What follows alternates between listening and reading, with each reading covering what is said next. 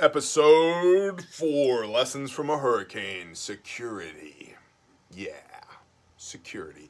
I am the Bear of BearIndependent.com. Sometimes they call me Oso Independiente, Oso Hermano, the Peanut Butter Bear, or the Grand Poobah of the Tactical Alpaca Response Team.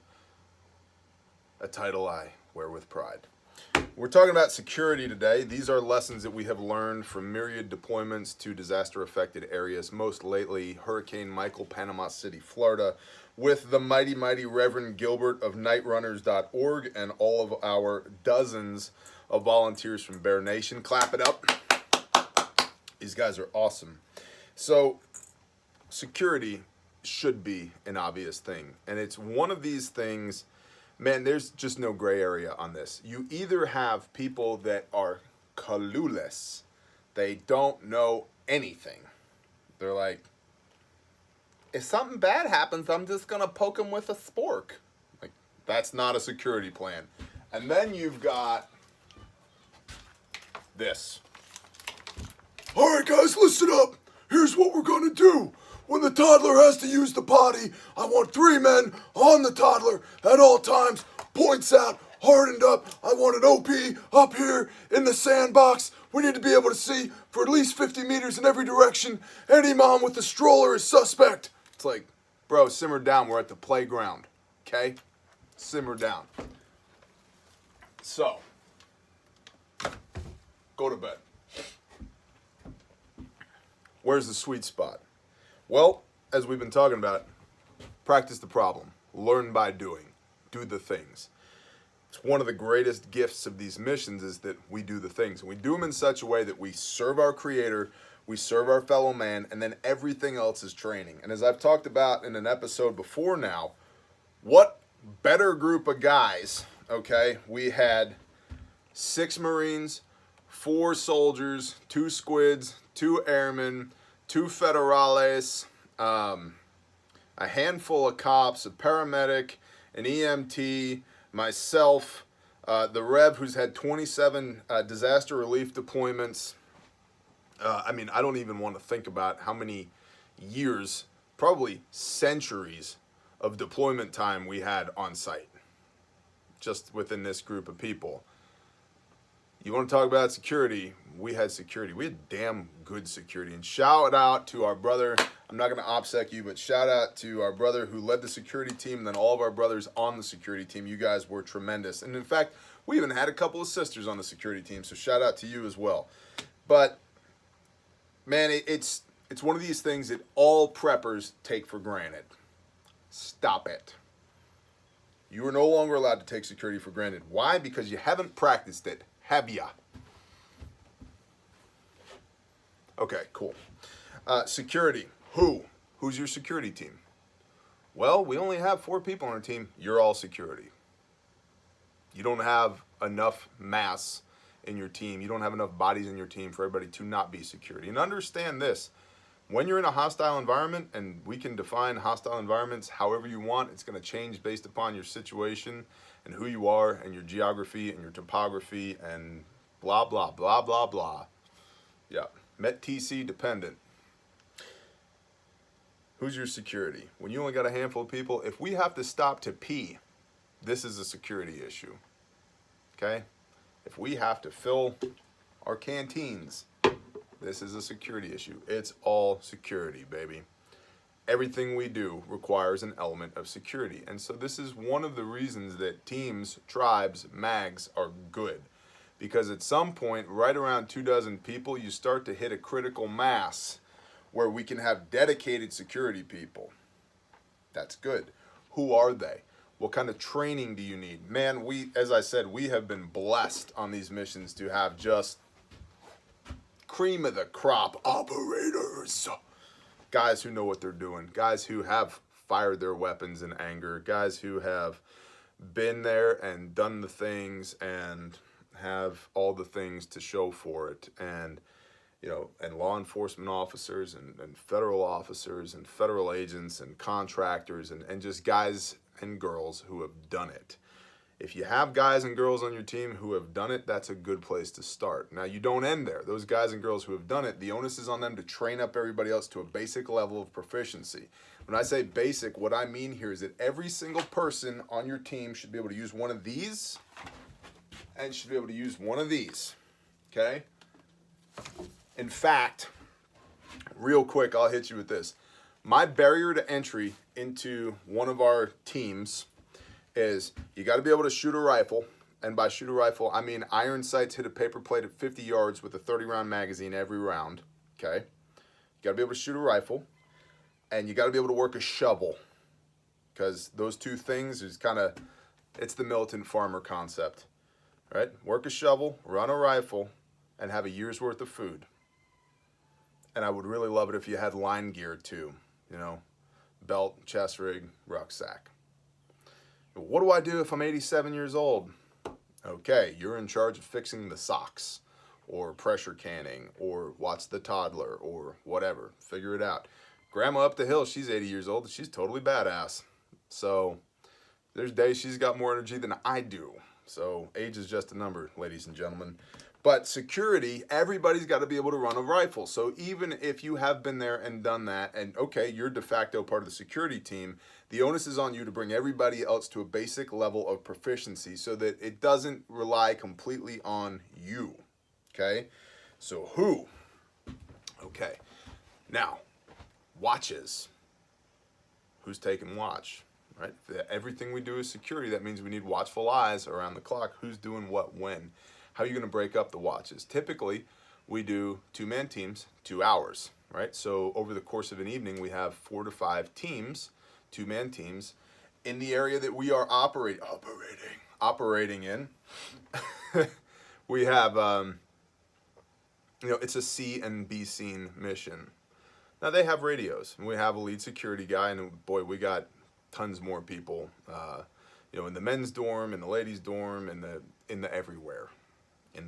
So security guys, and especially in this environment, what they're doing is they are interfacing with the public, see and be seen, letting people know that we're there, interfacing with law enforcement officers, letting them know, hey, we're here. Yeah, I know it's weird that there's 60 people who weren't here a couple of days ago are now here now, loud and proud, positions of strength, with semi-loads of food and 30 vehicles and all the weapons and commo and medical and resources in this entire zip code. We've got a monopoly on it, right? Which is how we do things. Like, we just come in, take over, run it like a job, and then leave again.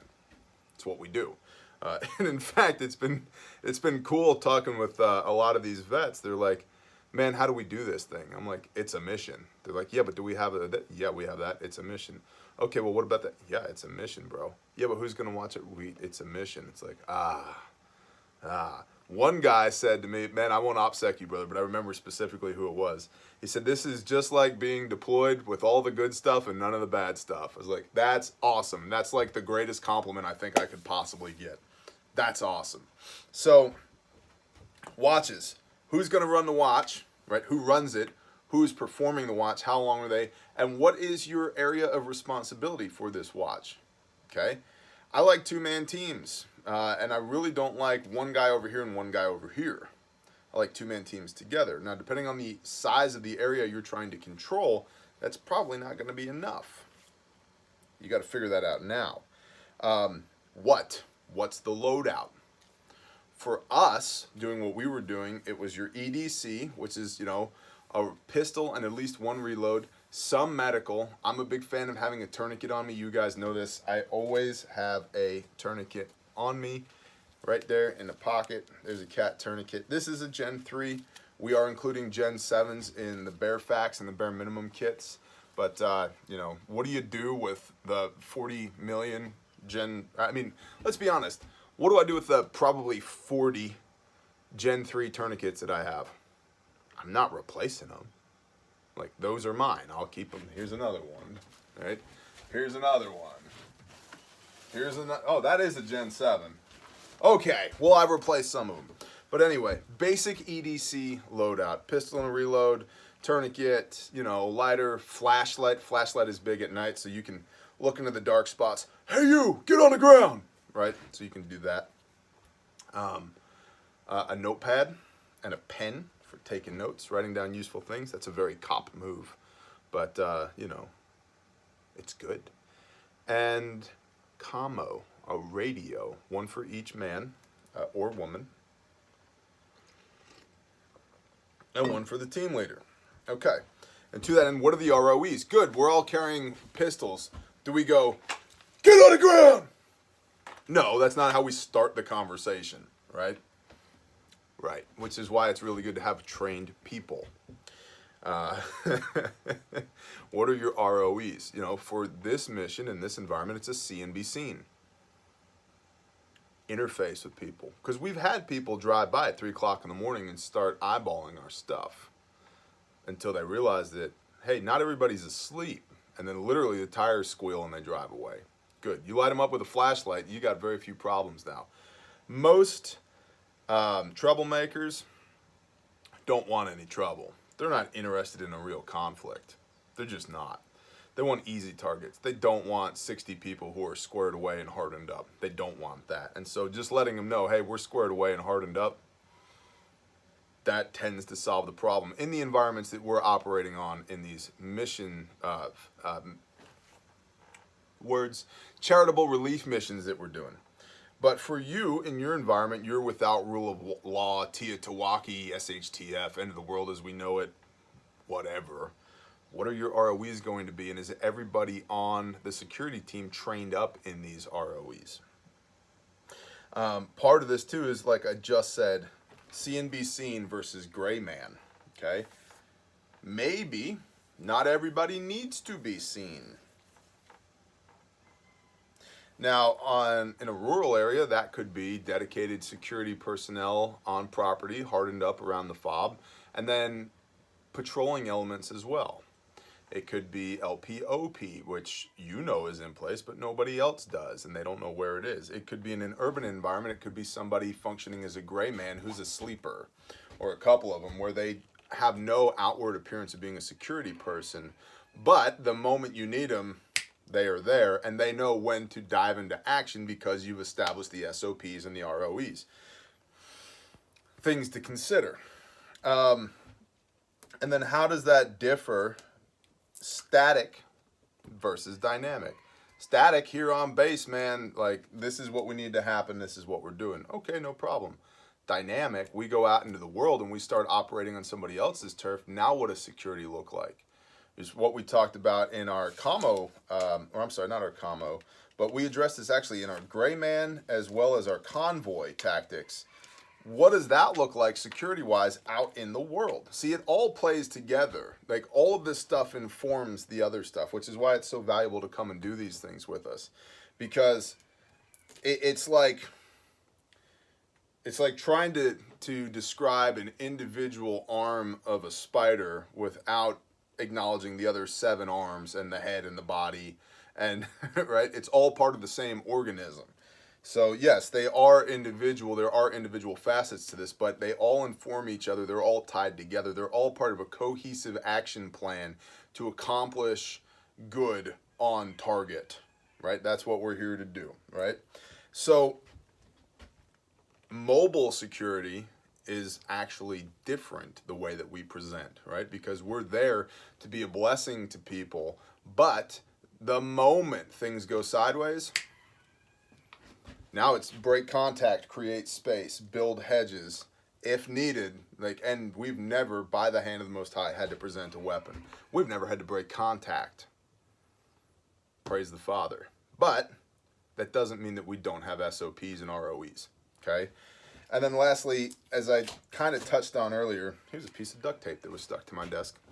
As I kind of touched on earlier, what are the qualifications for security personnel? I would look first and foremost at people who have been there and done that. And if they have some training cred, right? They've given training, they've taken training. Okay, cool. I mean, for us, we're all carrying weapons. So you need to have CCW that is has reciprocity in the state that we're operating in. Otherwise, I can't legally have you associated with what I'm doing, carrying a weapon on site. That's just no good. I can't do that, right? But those who can do. And those who can't doesn't mean you don't bring your playthings with you in case the world gets screwy while we're deployed. So that, you know, if we find ourselves in an environment that is without the rule of law, that's a whole nother ball game, man. But qualifications, people who have been there and done it first, and then the people who have been there and done it, the onus is on them to train up others to a basic level of proficiency. And once you accomplish basic level of proficiency, don't stop there. Start hitting that pie plate at 100 meters with open sights, not 50, right? So forth and so on. So, and then also, I think it's important to consider in qualifications, unit cohesion. Everybody's got to get along, man. We don't all have to love each other all the time, but we have to be able to work with each other. So if you have somebody who's eminently qualified, but is kind of an a-hole, and I'm not talking about any of our people, just so we're clear. We have been blessed with excellent people on these deployments. I mean, the best, tremendous, bigly people. But I've been in other situations where we've had guys who were clearly a waste of space. Yeah, no good. Just because they look good on paper doesn't mean they are good in real life. And so you do not want to destroy that esprit de corps, that unit cohesion, by bringing in somebody who on paper looks good, but in reality kind of sucks. Yeah. Or is just not worth, you know, maybe they're a prima donna, or I was going to say bad words. We'll just skip it. Point being, don't destroy unit cohesion just because somebody's got a nice resume. All right. And so with that, that is episode 4, Lessons from a Hurricane and Security. And so I would encourage you guys, if you want to be involved in the next deployment, go to bearindependent.com/missions. Hit the sign up tab there. There's a contact form that'll get you on our mailing list. And like I said, I don't spam you guys. I don't sell your info. I just want to have a way to talk to those people who are interested about these things, and that's what that does for me. And if you feel so moved, you can visit GoFundMe.com/BearNation and GoFundMe.com/GilbertsOpFund. Like I said, we're trying to raise a decent chunk of money here. About $10K for the Bear Nation and about $25K for the operating expenses of the Reverend Gilbert, so we can deploy the Night Runners infrastructure to the flooded areas of Nebraska. That's what it takes. You know, there's a lot of behind the scenes. You guys would be amazed at just how expensive it is to run one of these things. And that's why volunteers are so important. So if you can volunteer, please do. If you can't, please consider donating. And I just ask it with all love in my heart. And if you can't do any of those, pray for us. I'd really appreciate it. Like, for real. Pray for us first. Let's just get that straight. Pray for us first. And then everything else is secondary to that, because the Father's will be made manifest. It'll happen. So pray for us first. Volunteer second. And if you can't volunteer, I'd love to have a $10 bill from you, or a $1 bill, or a whatever. And I mean that in all love, because it's not for me. It's so that we can go do these missions that the Father has written on our heart. So thank you guys. Security, practice it. Go do the things. Don't just assume that you know how to do the things, because we are surrounded by people who know how to do the things, and we're constantly learning, which is why we are bringing you these myriad episodes on Lessons from a Hurricane, so that you can benefit from our instruction, benefit from our mistakes, benefit from the things that we have learned, so that we can transfer them to you, so that hopefully you can go use it and not make our same mistakes, or at least get ahead of the learning curve. Shalom.